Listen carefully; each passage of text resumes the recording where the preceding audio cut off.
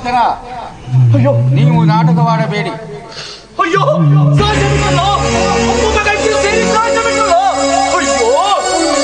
5 ನಿಮಿಷ ಲೇಟ್ ಆಯ್ತು ಅಷ್ಟೇ, ಜೀವಂತವಾಗಿ ಸಾಯಿಸ್ಬಿಟ್ರಲ್ಲ ಅವನನ್ನ. ಕೇವಲ ಒಂದು ಕೋಲದ ವಿಷಯವಾಗಿ ಅವನನ್ನ ಸಾಯಿಸ್ಬಿಟ್ರಲ್ಲೋ, ಹೇಗೆ ಹೇಳಿ ನಿಮಗೆ? ಹೌದು, ನನಗೆ ಆವಾಗಲೇ ಹೇಳ್ತಾ ಇದ್ದ, ನನಗೆ ನನ್ನ ಅಣ್ಣನಿಂದ ಕೊಲೆ ಬೆದರಿಕೆ ಇದೆ, ಹೊಲದ ವಿಷಯವಾಗಿ ತುಂಬಾ ದಿನದಿಂದ ಕಿತ್ತಾಡ್ತಾ ಇದ್ದ. ನನ್ನ ಹತ್ರ ಕಾಪಾಡೋಕೆ ಪ್ರಾಣದ ಭಯ ಇದೆ, ದಯವಿಟ್ಟು ಕಾಪಾಡಬೇಕು ನೀನು ಅಂತೆಲ್ಲ ಹೇಳ್ತಾ. ಬರೋದೊಂದು 5 ನಿಮಿಷ ಆಯ್ತು ಇನ್ಸ್ಪೆಕ್ಟರ್, ಅಷ್ಟರೊಳಗಡೆ ಅಪ್ಪ ಮಗ ಇಬ್ರು ಸೇರಿ ಸಾಯಿಸ್ಬಿಟ್ಟಿದ್ದಾರೆ ನೋಡಿ ಇನ್ಸ್ಪೆಕ್ಟರ್, ಸಾಯಿಸ್ಬಿಟ್ಟಿದ್ದಾರೆ. ಇಲ್ಲ ಸಲ್ಲದ ಕಟ್ಟು ಕಥೆಯನ್ನ ಹೇಳಿ ನಮ್ಮ ಮನೆಯನ್ನ ಹಾಳು ಮಾಡಿಬಿಟ್ಟೆ. ನೀನೇ ಕಾರಣ. ಅವಕಾಶ ಇಲ್ಲ ಬಿಸಿ ಅವರೇ.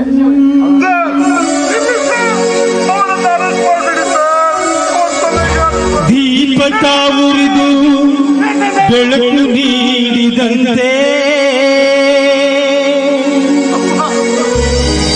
ಗಂಧದ ಸವಿದು ಪರಿಮಳವ ಬೀರುವಂತೆ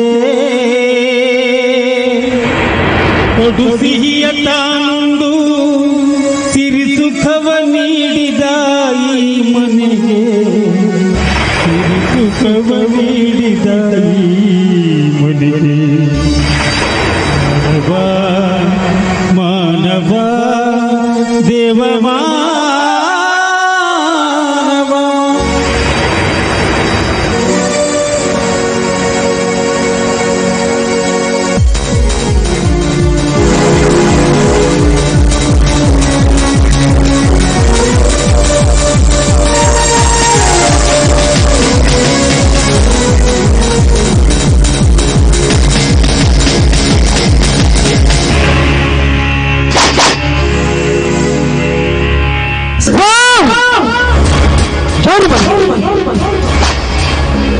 ಶ್ಯಾಮರಾಯನ ಮನೆಯಲ್ಲಿ ಸ್ವಂತ ಮಗನ ಸಾವು.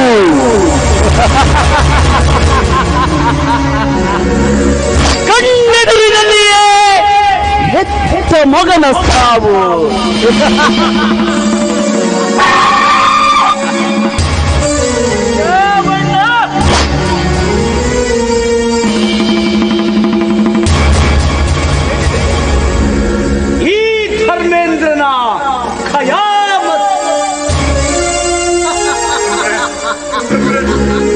ನನ್ನ ಮಗನನ್ನು ಕೊಲೆ ಮಾಡಿದ್ದು ನಾನೇ ಕಡೆ ಕೊಲೆ ಮಾಡಿ ನಿನ್ನ ಮಗನನ್ನ ನೀನು ಸಾಯಿಸಲ್ಲ ಅನ್ನೋ ಕಟ್ಟು ಸತ್ಯ ನನಗೆ ಯಾವಾಗ್ಲೂ ಗೊತ್ತಿತ್ತು. ಆ ಒಂದು ಕಾರಣಕ್ಕಾಗಿ ನಿನ್ನ ಮನೆಯಲ್ಲಿ ವಿಷ ಬೀಜವನ್ನು ಬಿತ್ತಿ ನಿನ್ನ ಮಕ್ಕಳು ನೀನು ಎಲ್ಲರೂ ಛಿದ್ರವಾಗುವಂತೆ ಪಗಣಿ ಗೂಟವನ್ನೇ ಇಟ್ಟೆ. ಈಗ ಮಂದ ದೀಪದಂತೆ ಬೆಳಗ್ತಾ ಇದ್ದ ಈ ಮನೆ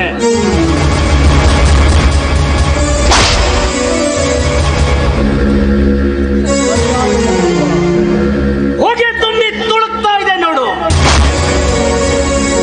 ಮಾತಾಡು. ದುಃಖವನ್ನು ಸಹಿಸಿಕೊಳ್ಳಲಾಗದಷ್ಟು ನಿಕೃಷ್ಟನಾಗಿ ಹೋಗಬೇಡ. ಈ ಧರ್ಮೇಂದ್ರ ಏನು ಅನ್ನುವುದನ್ನ ವಿಸ್ತಾರವಾಗಿ ನಿನ್ನ ಬಾಳಿನ ಪುಟದಲ್ಲಿ ಬರೆದಾಯ್ತು. ಒಬ್ಬ ಮಗ ಈಗಾಗಲೇ ಔಟ್, ಇನ್ನೊಬ್ಬ ಮಗ ಜೈಲು ಪಾಲು. ನೀನು ಬೀದಿಯ ಹಾಲಾಗಿ, ಬೀದಿಯ ಹೆಣವಾಗಿ ನನ್ನ ಕಣ್ಣಿಗೆ ಹಬ್ಬದೂಟವನ್ನ ಬಡಿಸುವ ನನ್ನ ಪ್ರೀತಿಯ ನಾಯಕನಾಗಿ ಚರಿತ್ರೆಯ ಪುಟಗಳಲ್ಲಿ ಉಳಿದು ಹೋಗ್ತೀಯ ಶ್ಯಾಮಣ್ಣ. ಚರಿತ್ರೆಯ ಪುಟಗಳಲ್ಲಿ ಹಾಗೆಯೇ ಉಳಿದು ಹೋಗ್ತೀಯ. ಚಿತ್ರವಾಗಿರುವ ಈ ನಿನ್ನ ಸಂಸಾರವನ್ನ ಅದು ಹೇಗೆ ಮತ್ತೆ ನೀನು ಒಗ್ಗೂಡಿಸಿಕೊಳ್ತೀಯೋ ಅದು ನಿನಗೆ ಬೇಕಿತ್ತು. ನನ್ನ ಕಾರ್ಯ ಮಾತ್ರ.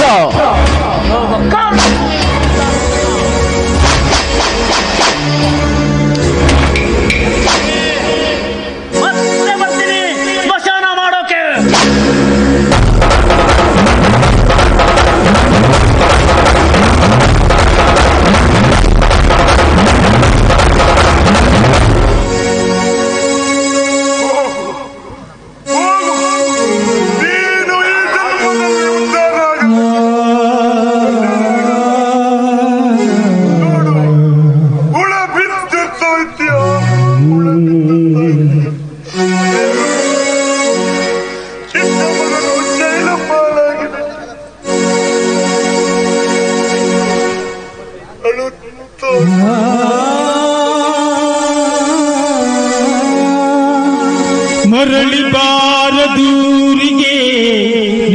ಪಯಣ ಹೇಳಲಾಗದ ಮಾತಿನಲ್ಲಿ ಹೇಳಲಾಗದ ಧ್ವನಿಯಲ್ಲಿ ನೋಡಲಾಗದ ಕಣ್ಣಿನಲ್ಲಿ ಕಾಣಲಾಗದ ಜಾಗದಲ್ಲಿ ಬಿಟ್ಟಿತಲ್ಲೋ ಕಣ್ಣಿಂದ ವಿಧಿಯಲೋ ನಿನ್ನ ವಿಧಿಯಲೋ ನಿನ್ನ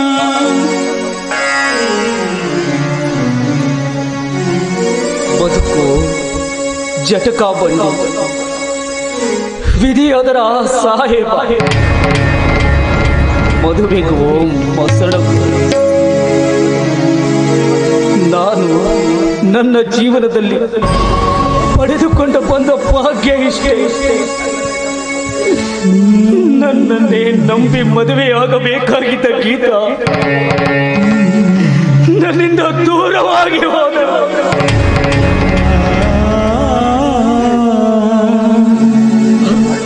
ಅಣ್ಣ ತಮ್ಮಂದರಿಬ್ಬರನ್ನ ದುಷ್ಟ ಕೂಟದ ಸುಳಿಯಲ್ಲಿ ಸಿಲುಕಿಸಿ ತಮ್ಮನ ಕೊಲೆಯ ಅಪರಾಧವನ್ನು ನನ್ನ ಮೇಲೆ ಹೊರಿಸಿ ಓ ಜೈಲಿಗಟ್ಟಿದ ಪಾಪಿ ಧರ್ಮೇಂದ್ರ. ಆದರೆ ನ್ಯಾಯಾಲಯ ನನ್ನ ಒಳ್ಳೆಯತನಕ್ಕೆ ಶಿಕ್ಷೆಯನ್ನ ಕಡಿಮೆ ಮಾಡಿ ನನ್ನನ್ನು ಬಿಡುಗಡೆ ಮಾಡಿಕೊಳ್ಳಿ.